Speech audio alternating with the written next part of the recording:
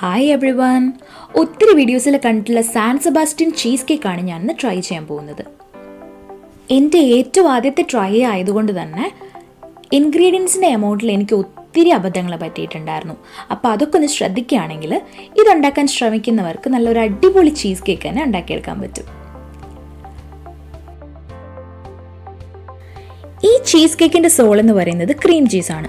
ഞാനിവിടെ ഫിലാഡൽഫിയൻ്റെ ക്രീം ചീസാണ് എടുത്തിട്ടുള്ളത്. ഏകദേശം 350 ഗ്രാം എടുത്തിട്ടുണ്ട്.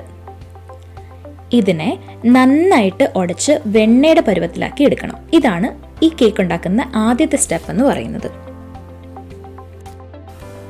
അടുത്ത ഇൻഗ്രീഡിയൻ്റ് എന്ന് പറയുന്നത് പഞ്ചസാരയാണ്. 350 ഗ്രാം ക്രീം ചീസിന് 100 ഗ്രാം പഞ്ചസാരയാണ് കണക്ക് എന്ന് പറയുന്നത്. പക്ഷെ മധുരത്തിനനുസരിച്ച് കൂട്ടിയോ കുറച്ചോ ഒക്കെ പഞ്ചസാരയുടെ എമൗണ്ട് എടുക്കാം. ഇതിനെ ഇനി നന്നായിട്ട് മിക്സ് ചെയ്യണം. മിക്സ് ചെയ്യുമ്പോൾ ശ്രദ്ധിക്കേണ്ട ഒരു കാര്യം എന്ന് പറയുന്നത് ബട്ടറി കൺസിസ്റ്റൻസിയിൽ നിന്ന് കുറച്ച് കട്ടിയുള്ള കൺസിസ്റ്റൻസിയിലേക്ക് പോവാണ്. അപ്പോൾ കുറച്ച് കട്ടിയുള്ള ഒരു തവി വേണം യൂസ് ചെയ്യാനായിട്ട്.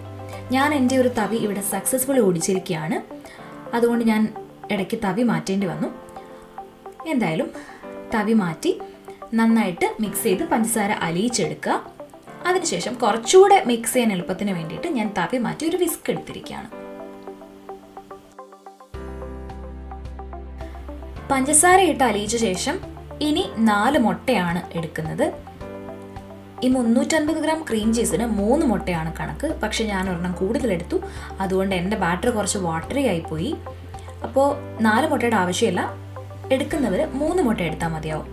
എല്ലാം കൂടെ ഒരുമിച്ച് പൊട്ടിച്ചൊഴിച്ച് മിക്സ് ചെയ്യരുത്. ഒന്നൊന്നായിട്ട് വേണം പൊട്ടിച്ചൊഴിച്ച് മിക്സ് ചെയ്യാനായിട്ട്.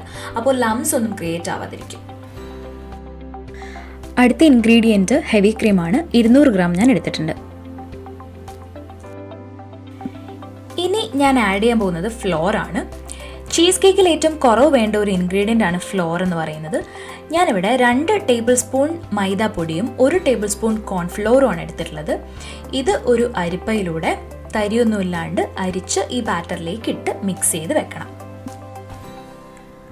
അതും നന്നായിട്ട് മിക്സ് ചെയ്ത ശേഷം 1 ടീസ്പൂൺ നാരങ്ങ നീരാണ് ഇതിലേക്ക് ഞാൻ ആഡ് ചെയ്യുന്നത്. അതും നന്നായിട്ട് ഇളക്കിയെടുക്കുക. നമ്മുടെ ചീസ് കേക്കിൻ്റെ ബാറ്റർ ഇവിടെ റെഡി ആയിരിക്കുകയാണ്. ഇനി ഇതിനെ ബേക്ക് ചെയ്തെടുക്കുന്ന പരിപാടിയാണ്. എൻ്റെ കയ്യിലൊരു കേക്ക് മോൾഡ് ഇല്ല. അതുകൊണ്ട് ഇവിടെ കഞ്ഞി വെക്കുന്ന ഒരു പാത്രത്തിൽ കുറച്ച് ബട്ടറൊക്കെ തേച്ച് ഒരു ബാക്ക് പേപ്പറൊക്കെ ഇട്ട് ഞാനൊരു ആർട്ടിഫിഷ്യൽ മോൾഡ് ക്രിയേറ്റ് ചെയ്ത് വെച്ചിരിക്കുകയാണ്. അതിലേക്ക് ഈ ബാറ്റർ ഒരു അരിപ്പ യൂസ് ചെയ്തിട്ട് അരിച്ചൊഴിക്കാം. നല്ല സ്മൂത്ത് ബാറ്റർ കിട്ടാൻ വേണ്ടിയിട്ടാണ് അരിപ്പ യൂസ് ചെയ്യുന്നത്, തരിയൊന്നും വരാതിരിക്കാനായിട്ട്.